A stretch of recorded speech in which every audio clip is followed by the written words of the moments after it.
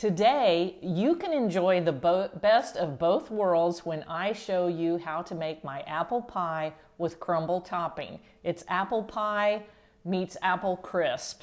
Sweet and tart apples mixed with cinnamon. On the bottom is a delicious golden brown flaky crust, and then on top is a crunchy, crumbly topping. It is a flavor explosion. Plus, I'm going to be showing you 2 different ways to freeze this pie, and with the holidays fast approaching, who doesn't want a pie in the freezer that's ready to go at a moment's notice? You may notice I got a little thing going on here on my cheek. I had a bicycle crash earlier this week. All is good, so enough about that. Grab your apron and let's get started making apple pie with crumble topping. Let's take a quick look at our ingredients. You'll need an unbaked pie crust. You can use a bottom one if you want to. For the apple filling, I'm using some Honeycrisp apples and also Granny Smith, kind of a mixture. You can use whatever apples you prefer. For that filling, we're also going to be using granulated sugar and brown sugar, some cornstarch, a little salt, apple cider vinegar, or you could substitute some lemon juice there, and of course, cinnamon. For that yummy crumble topping, we're using old-fashioned oats, not the quick cooking ones. You definitely want old-fashioned.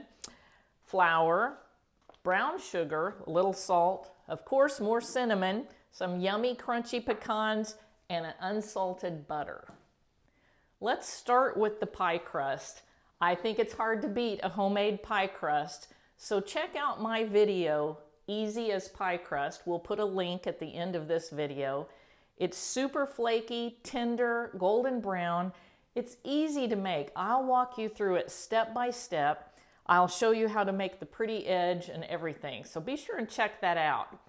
And if you've watched very many of my videos, you know I am all about freezer cooking.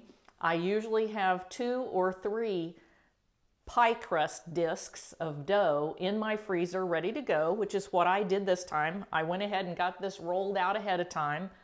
I'm going to keep this in my freezer here for just a few minutes, keep it nice and chilled, while we mix up the apple filling and that delicious crunchy topping.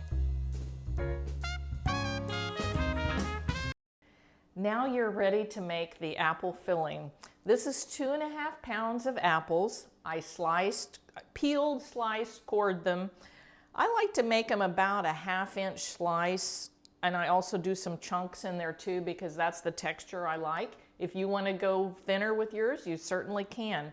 The first thing you're going to do is take that 1.5 teaspoons of apple cider vinegar, or you could use lemon juice, and toss your apples with that. That's going to just give it a little bit of a bright undertone. It will be very great. The next thing you're going to do is add your 3 tablespoons of brown sugar, 3 tablespoons of white granulated sugar, 1.5 tablespoons of cornstarch, 1.5 teaspoons of cinnamon, and about 1/4 teaspoon of salt. Mix those ingredients together till everything is well mixed. Break up any lumps of brown sugar that you might have, or sometimes even granulated sugar will have a few lumps in it. Okay, that looks good. Next, take that dry mixture and just sprinkle over your apples. Take your tongs and start tossing until all of the apples are nicely coated. You'll be able to see the brown on all of them.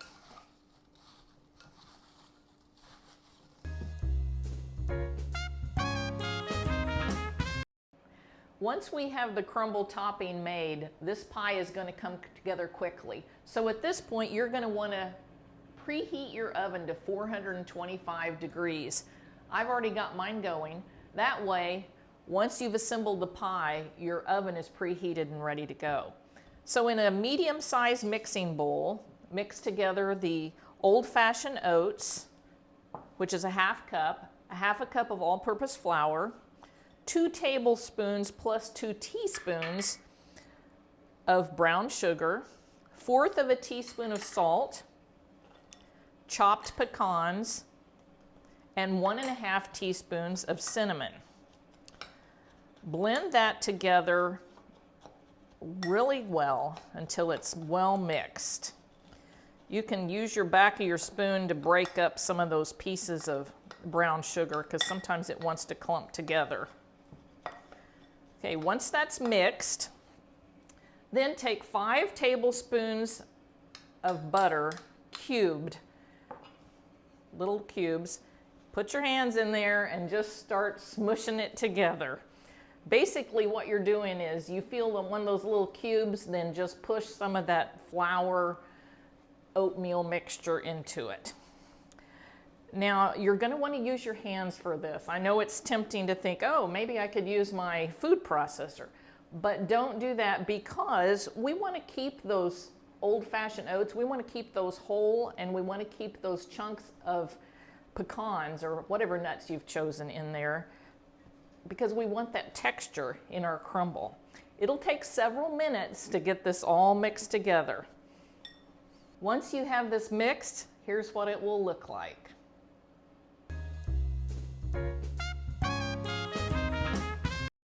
Before we assemble the pie, could you do me a big favor and hit that like button and also the subscribe button while you're at it? I sure would appreciate that. So we have everything prepared. Take a few of these apples and put them into the prepared crust. And then what I do, I don't want to end up, apple pie filling is chunky, so I don't want to end up with a hollow spot around the very edge where nothing filled in. So I usually take my apples, I like to do it this way, and see how I'm just kind of working some of the pieces around the edge. That way you don't cut into it and have an empty spot. I need one more little guy right there. There he is. Okay. Once you have that, then dump all the rest of the apples in. And at this point, they will have made some juice, and that's a good thing. Use a spatula to get all that love. And then I spread them around just a little bit so that it's nice, the apples are nicely distributed. I still kind of have some edges where it looks like it could be an empty spot, so let's make sure and fill those in. There we go. Next thing you're going to do is take 1½ tablespoons of chilled butter and cut it in little pieces and distribute that butter around the top. This will make the apple filling richer. Now, last but not least, let's add that crumble filling. Using your hands, crumble it all over the top, making sure you evenly distribute it, even out to the very edges of the pie.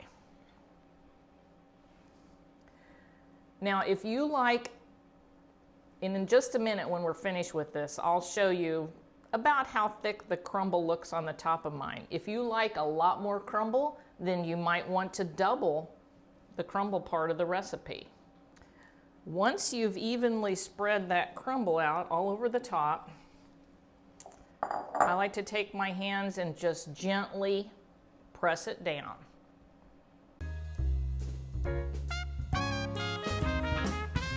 This turned out so pretty, and it smells great, and it's not even baked yet.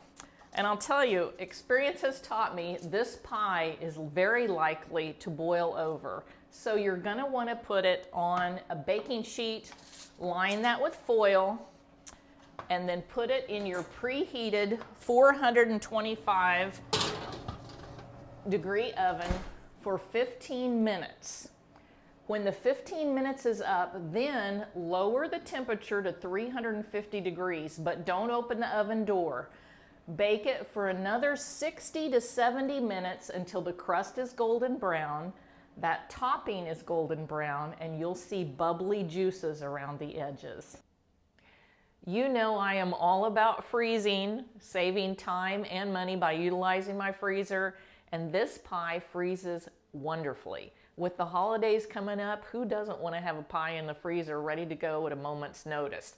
And here's how you can freeze this. You can either completely prepare it and freeze it unbaked, or go ahead and bake it all the way like I've done here, and then freeze it. Either way, you're going to want to wrap it in plastic wrap and then wrap it in either aluminum foil or put it in a zip top bag. It'll keep in your freezer for 2 to 3 months.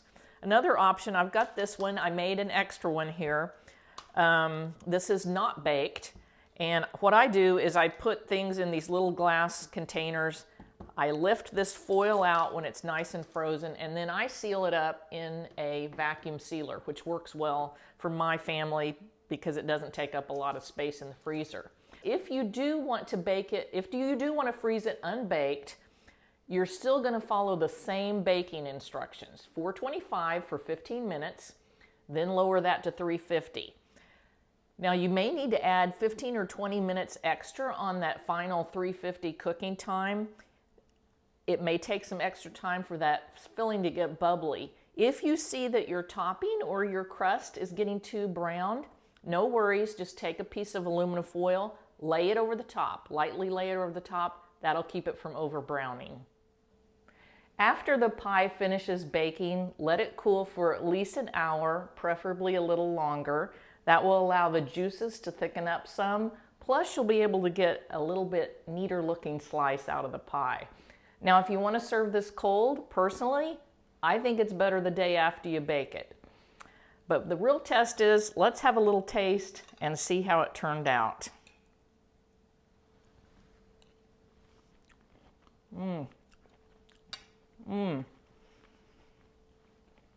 The apples are perfect, tart, a little bit sweet, perfect amount of cinnamon, that crunchy top, buttery top, pecans. It's really delicious.